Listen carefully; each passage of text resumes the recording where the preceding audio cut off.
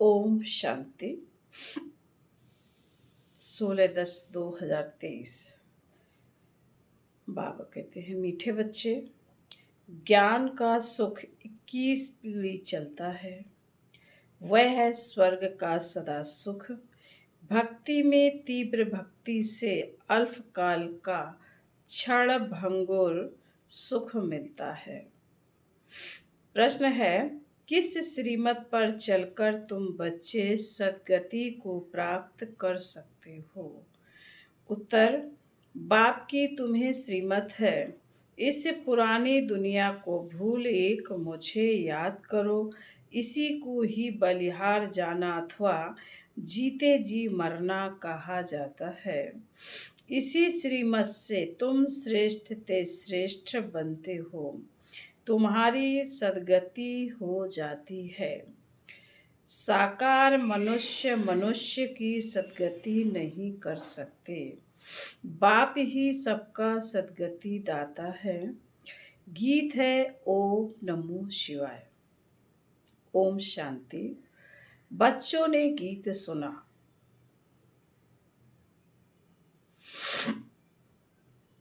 गाया जाता है, ऊंचे ते ऊंचा भगवान।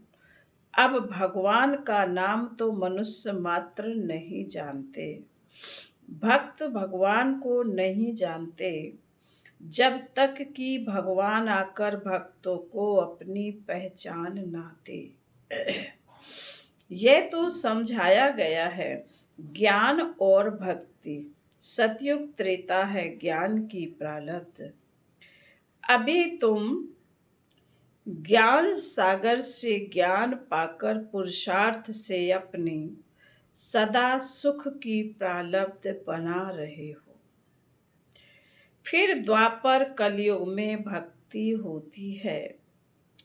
ज्ञान की प्रारब्ध सतयुग त्रेता तक चलती है। ज्ञान का सुख तो 21 पीढ़ी चलता है। वह है स्वर्ग के सदा सुख। नरक का है अल्पकाल क्षणभंगुर सुख। बच्चों को समझाया जाता है, सतयुग त्रेता ज्ञान मार्ग था। नई दुनिया नया भारत था। उसको स्वर्ग कहा जाता है। अभी तमो प्रधान भारत नरक हो गया है। अनेक प्रकार के दुख हैं। स्वर्ग में दुख का नाम निशान नहीं रहता। गुरु करने की दरकार ही नहीं। भक्तों का उद्धार भगवान को ही करना है। अभी कलयुग का अंत है। विनाश सामने खड़ा है।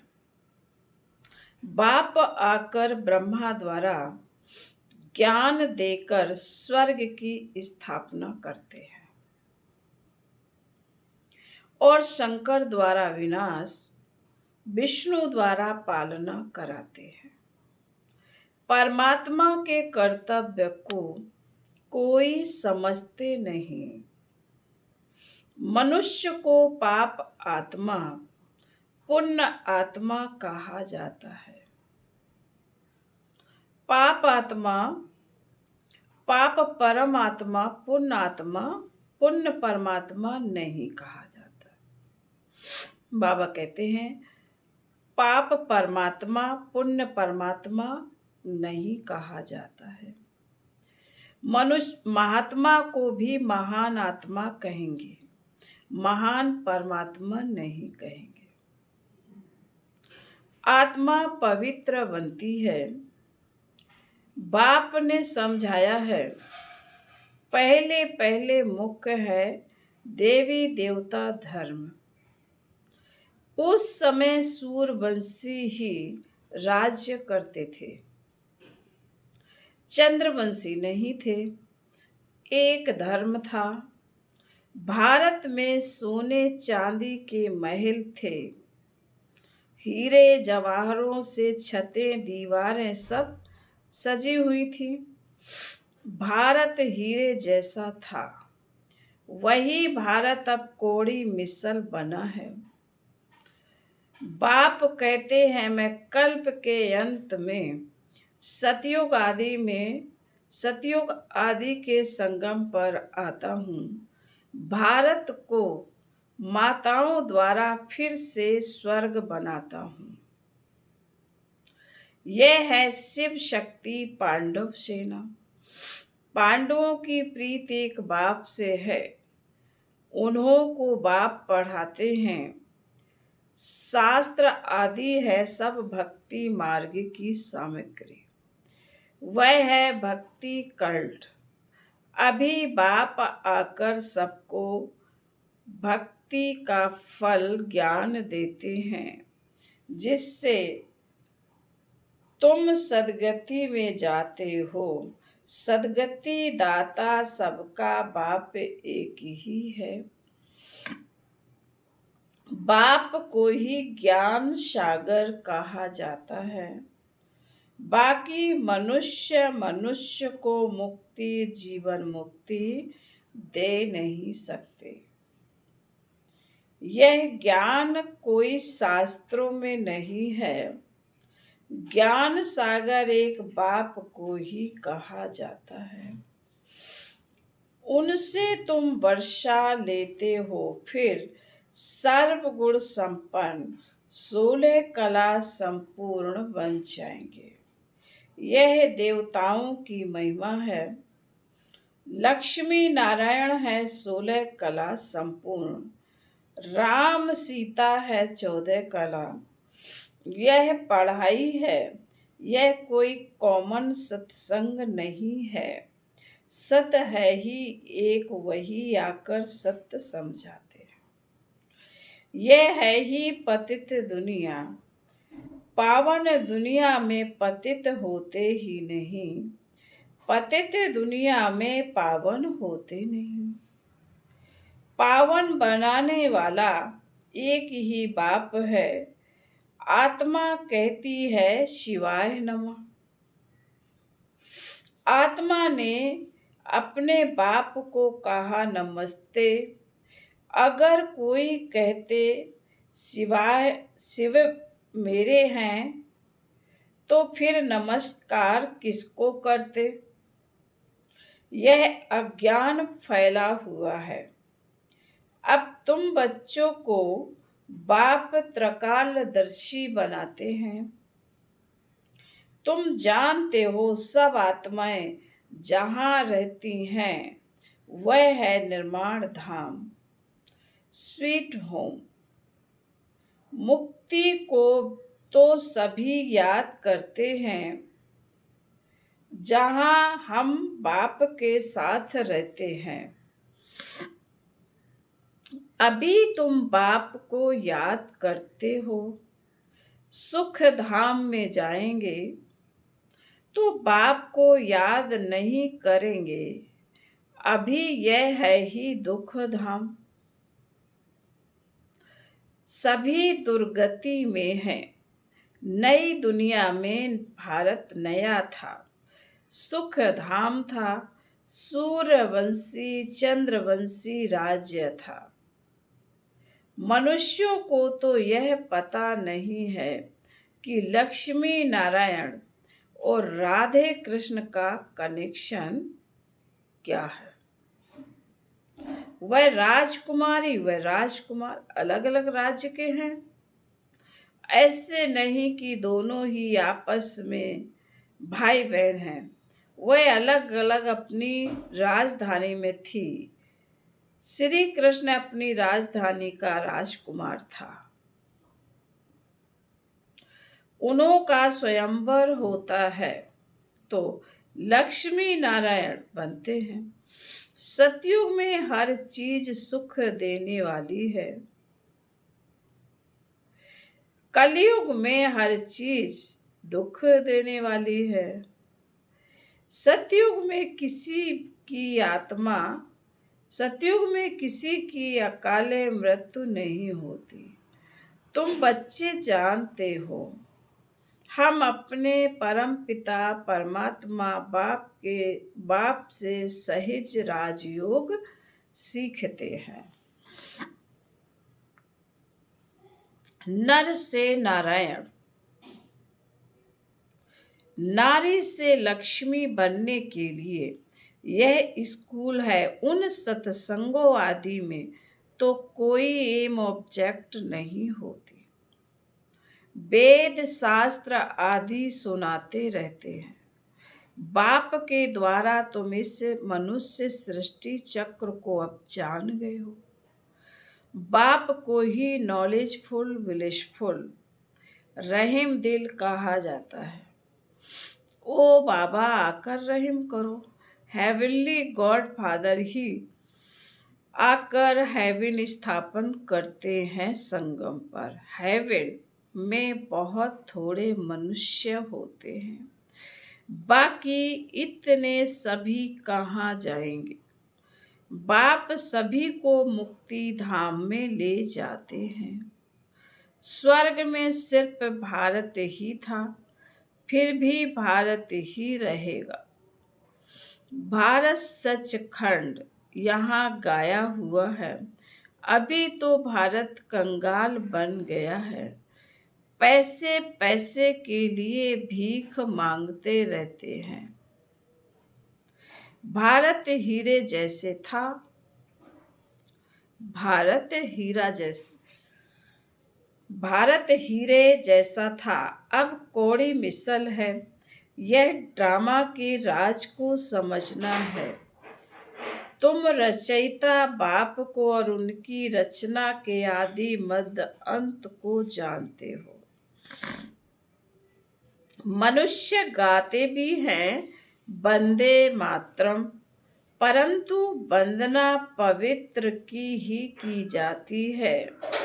परमात्मा ही आकर वंदे मातरम कहना शुरू करते हैं।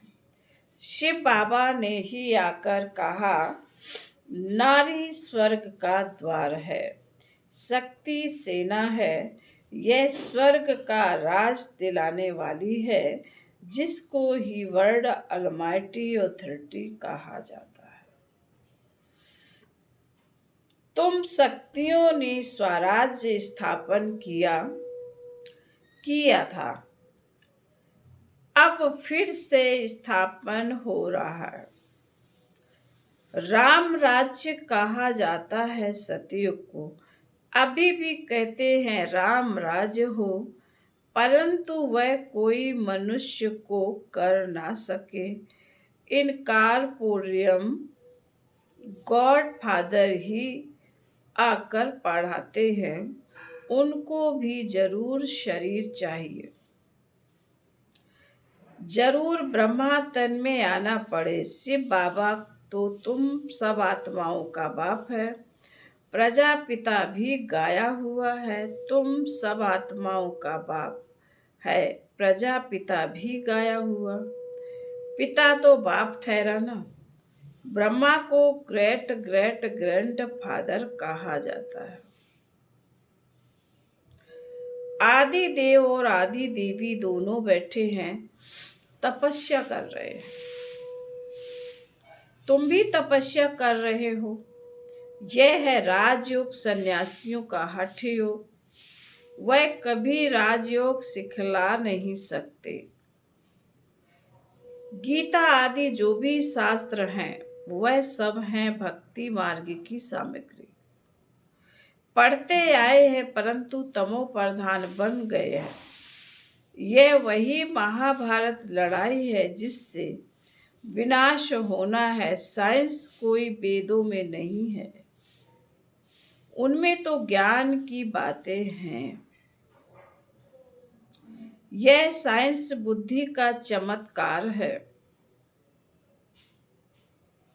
जो इन्वेंशन निकालते रहते हैं,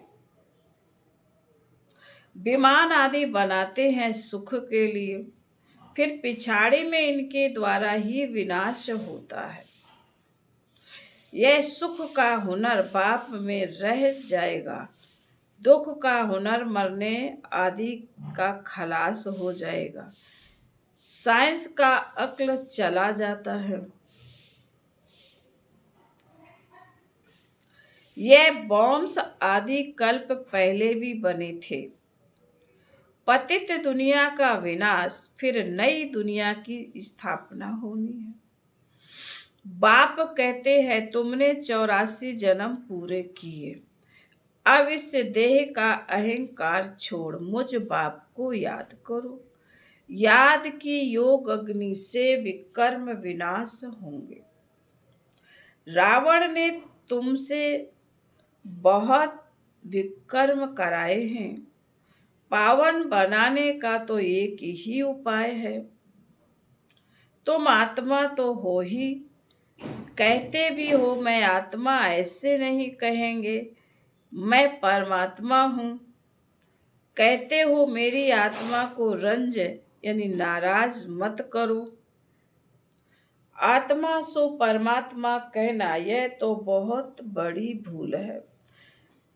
अभी है तमो प्रधान व्यभिचारी भक्ति, जो आया उनको बैठ पूछते हैं।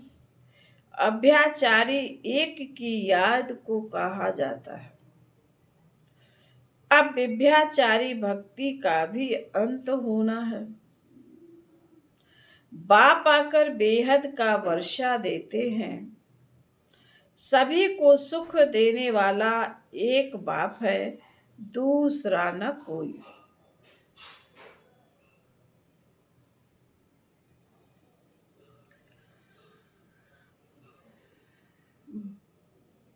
बाप कहते हैं मुझ एक के साथ बुद्धि योग जोड़ने से अंतमति सो गति हो जाएगी।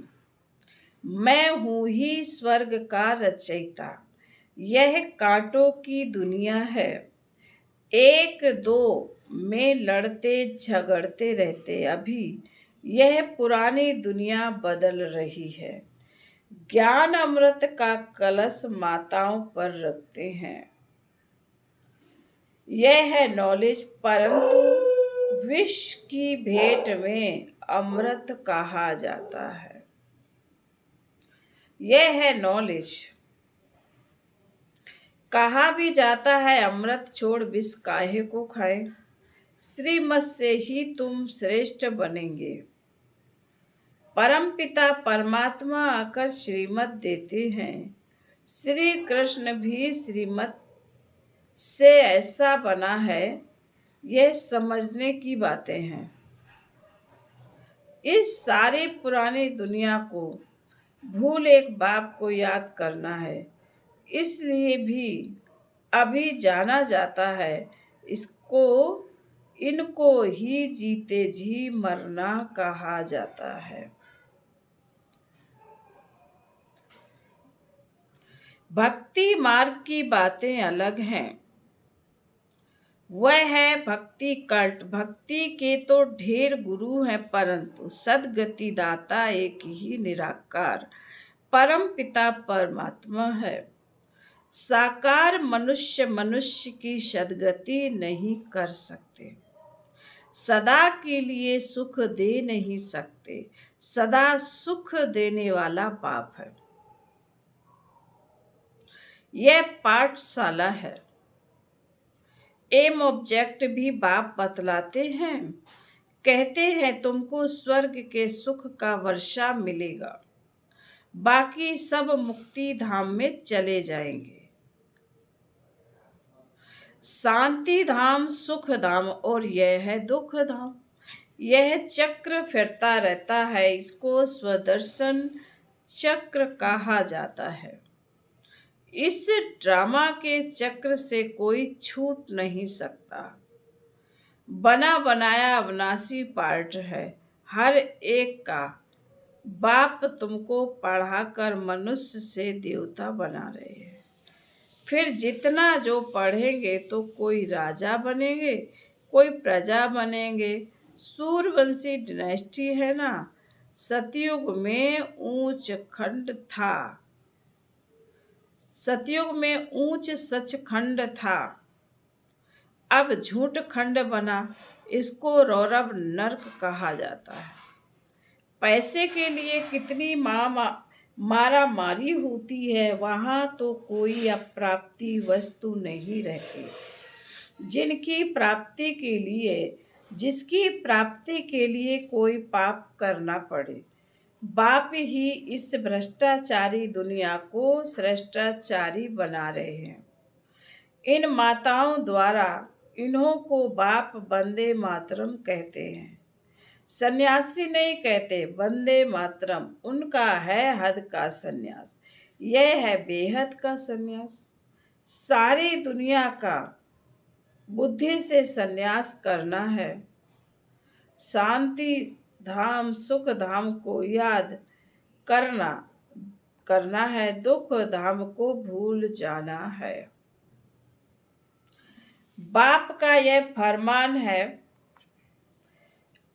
बाप आत्माओं को समझाते हैं, तुम इन कानों से सुनते हो। शिव बाबा इन आर्गन्स द्वारा तुमको समझाते हैं।